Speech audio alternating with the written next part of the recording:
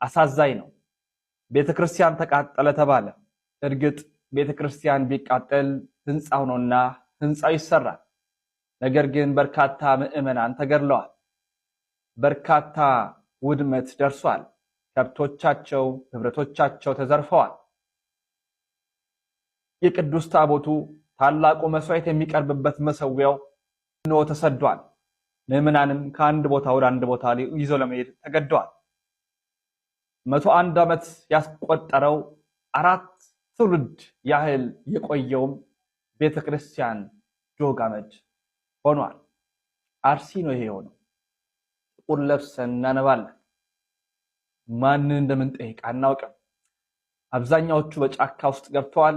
የተቀሩት ደግሞ በሜዳ አሉ። ይዘው የሄዱት፣ ይዘው የሮጡት፣ ይዘው ያመለጧት አንድና አንድ ይች ማህተባቸው ናት። ክርስቶስ ኢየሱስ በቀራኔው ኮረብታ ላይ በዚህ መስቀል ላይ ተሰቅሎ ደሙን አፍሶ ስጋውን ቆርሶ ተቤዥቶናል። አንገታችን ይቆረጥ ይሆናል እንጂ ይህንን መስቀል ከአንገታችን አናወጣም፣ ማተባችንን አንበጥስም ብለው ክርስቶስን ይዘው ሄደዋል።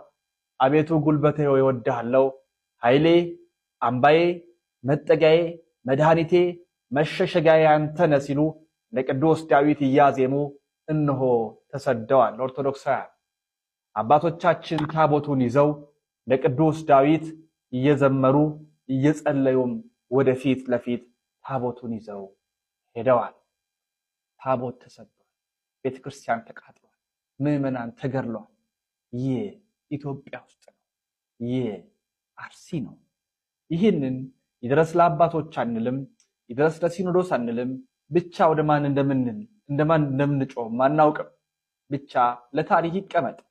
ታሪክ በራሱ የሚዘክረው ጊዜ ይመጣል። ባካችሁ አባቶቻችን ህንፃ ህንፃ ህንፃ፣ ልማት ልማት ልማት እያላችሁ ዕለት ዕለት እኛ ኦርቶዶክሳውያን ታሳዝኑ።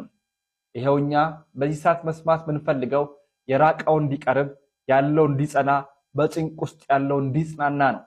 ይሄንን ደግሞ ከእያንዳንዱ የደብር አለቃ ከእያንዳንዱ ካህን እንፈልጋለን። እኛ ያልተገደልነው አርሲ ስላልሆን ብቻና ብቻ ነው። የሰማይ አምላክ ልዑለ ባሕሪ ቅዱስ እግዚአብሔር ሰላሙን ለምድራችን ለሀገራችን ከሁሉ ደግሞ ለምትቀድመዋ ለንዕድ ክብርት ለሆነች ለቤተ ክርስቲያናችን እግዚአብሔር ያምጣል።